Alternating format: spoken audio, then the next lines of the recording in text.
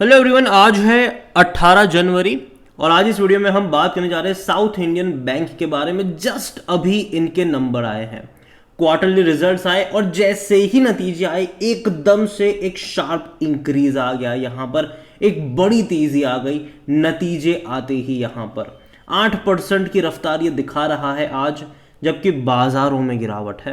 बात करेंगे उसके बारे में, जो इनके रिजल्ट्स है उसके बारे में। लेकिन उससे पहले अगर आपने अभी तक चैनल को सब्सक्राइब नहीं किया तो प्लीज़ अभी इसे सब्सक्राइब कर लीजिए, क्योंकि आगे भी बहुत सारे वीडियोस हैं जो आपको काफ़ी ज़्यादा हेल्प करेंगे।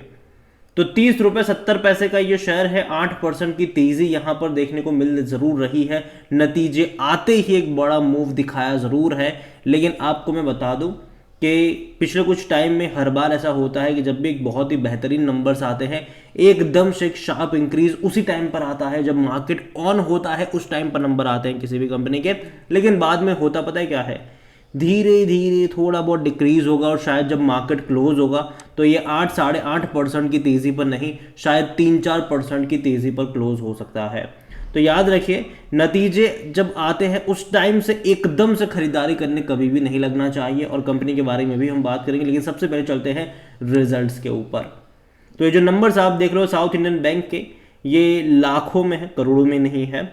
इस बार का जो इनका रेवेन्यू हुआ है, टोटल इनकम हुई है, वो 2635 करोड़ के आसपास की हुई है, जो कि काफ़ी अच्छी है, क्योंकि इससे पहले के क्वार्टर में 2485 करोड़ के आसपास के इनके रेवेन्यू थे। तो इंक्रीज आया है पिछले क्वार्टर से कंपेयर करोगे तो, और पिछले साल से भी कंपेयर करोगे तो भी बहुत बड़ा इंक्रीज है, क्योंकि पिछले साल इसी क्वार्टर में 1865 करोड़ के आसपास के इनके रेवेन्यू थे। और सबसे अच्छी बात इनके प्रॉफिट्स में देखने को मिल रही है। इस बार का इनका जो प्रॉफिट हुआ है वो तकरीबन 305 करोड़ का हुआ है, जो कि इससे पहले के क्वार्टर में 275 करोड़ का था और पिछले साल इसी क्वार्टर में 103 करोड़ के आसपास का था। तो पिछले साल के मुकाबले काफ़ी 300% का जंप आप कह सकते हो यहाँ पर, और पिछले क्वार्टर के मुकाबले भी अच्छा खासा जंप आप कह सकते हो कि देखने को यहाँ पर मिला ज़रूर है। तो नतीजे डेफिनेटली इनके अच्छे आए हैं। इतना ही नहीं, इनके नेट एनपीए ग्रोस एनपीए में भी सुधार देखने को मिल रहा है। पिछले साल से भी कंपेयर करोगे तो भी, पिछले क्वार्टर से भी कंपेयर करोगे तो भी तकरीबन 4.74% का इनका ग्रोस एनपीए है, जो कि अभी भी ज़्यादा मैं कहूँगा इसको, जबकि इससे पहले के क्वार्टर में 4.96% का था और पिछले साल इसी क्वार्टर में 5.48% का था। इनका जो नेट एनपीए है वो 1.61% रहा है इस बार, जो पिछले साल 2.26% था। तो देखा जाए तो सुधार आया है, असेट क्वालिटी में इंप्रूवमेंट आया ज़रूर है, ये आप कह सकते हो यहाँ पर। और कंपनी ने बैंक ने अच्छा प्रॉफिट भी कमाया है, ये भी एक अच्छी बात है। यह अगर हम नंबर्स के बारे में देखेंगे तो आज वॉल्यूम भैया भर भर के आने ही थे, और खास करके नतीजे के बाद तकरीबन 10% की तेज़ी आ चुकी है रिजल्ट्स के बाद। अगर आप देखोगे यहाँ पर 10% की तेज़ी है, लेकिन मुझे हैरानी नहीं होगी कि जब मार्केट क्लोज होगा तब ये जो तेज़ी है वो 10% से भी कम की हो जाएगी, शायद 5-6%, शायद 3-4% हो सकता है। ये तकरीबन 13 से 14 करोड़ तक के शेयर ट्रेड अभी तक हो चुके हैं यहाँ पर, जो कि बड़ी बात है। और देखो, नंबर जब आते हैं, अच्छे नंबर आते हैं, तो ये चीज़ें देखने को मिलती ज़रूर है। और साउथ इंडियन बैंक को लेकर अगर बात करी जाए तो 100% लोग according to Moneycontrol user कह रहे खरीदारी करो यहाँ पर। इस बैंक में अगर आप देखोगे तो डिविडेंड पे करना स्टार्ट कर दिया है। पिछले साल 30 पैसा पर शेयर का डिविडेंड पे किया था, उससे पहले 2019 में पे किया था। 20, 21, 22 3 साल इन्होंने डिविडेंड पे नहीं किया था, 23 में पे ज़रूर करा है इन्होंने।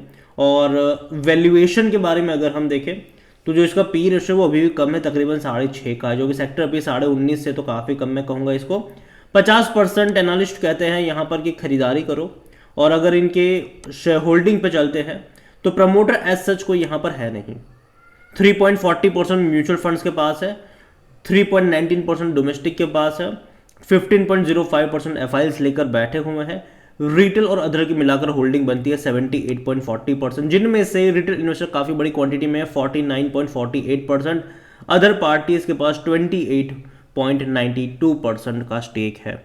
देखिए अगेन, ये जो शेयर होल्डिंग पैटर्न है वो लास्ट क्वार्टर के सितंबर की है, अभी भी दिसंबर का आया नहीं है। जैसे आएगा बात करेंगे भैया कौन खरीद रहा था यहाँ पर, कौन बेच रहा था। लेकिन जो इनके क्वार्टरली रिजल्ट्स अभी के टाइम पर आए वो उतने भी बुरे मेरे हिसाब से नहीं हैं, अच्छे मैं कहूँगा इस रिजल्ट्स को। लगातार इनके रेवेन्यू में धीरे धीरे इंप्रूवमेंट जरूर आया है। सबसे अच्छा इंप्रूवमेंट आया है प्रॉफिट्स में, क्योंकि इससे पहले कंपनी बैंक लॉस में था लेकिन 2022 से डेफिनेटली चीज़ें बदली है, यहाँ पर प्रॉफिट में आना शुरू हुआ है और इस बार के नंबर और भी अच्छे हैं। अगर आप देखोगे तो इस तरीके का जो प्रॉफिट, जो 305 करोड़ का प्रॉफिट देखने को मिला है दिसंबर क्वार्टर में, मार्च में भी 333 करोड़ का प्रॉफिट था, बाद में डिक्लाइन आ गया, बाद में इंक्रीज आया, अभी इंक्रीज आया। देखते हैं कि भैया कंटिन्यूस कर पाते भी है कि नहीं।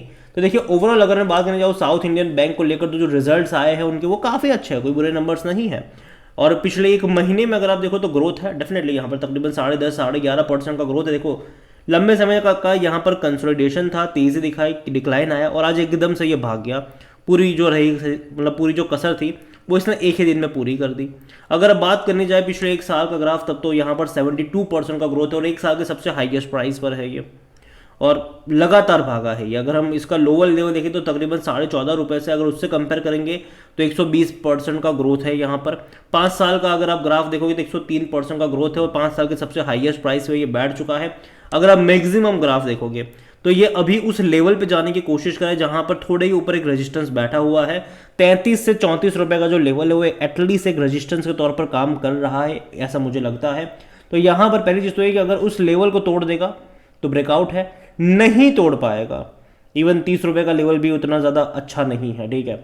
अगर एंड ऑफ द डे उस पर टिक नहीं पाता है तो ऊपर, तो एक रेजिस्टेंस मैं कहूँगा कि यहाँ पर ज़रूर है, और अगर तोड़ने में कामयाब होता है तो बहुत अच्छी बात है, ब्रेकआउट कह सकते हो इसको। लेकिन अगर कामयाब नहीं होता है तो फिर आपको एक फॉल के लिए भी यहाँ पर तैयार रहना होगा। हालांकि नंबर बहुत अच्छे आए हैं इनके, और मुझे लगता है कि आज के दिन अगर आप देखोगे तो ऑलरेडी ये 11.5-12% की तेज़ी दिखा चुका है, और जैसे कि मुझे लगता है कि शायद थोड़ा बहुत fall end of the day देखने को मिल सकता है, तो एटलीस्ट इस लेवल पर तो ऐड नहीं करना चाहिए ना।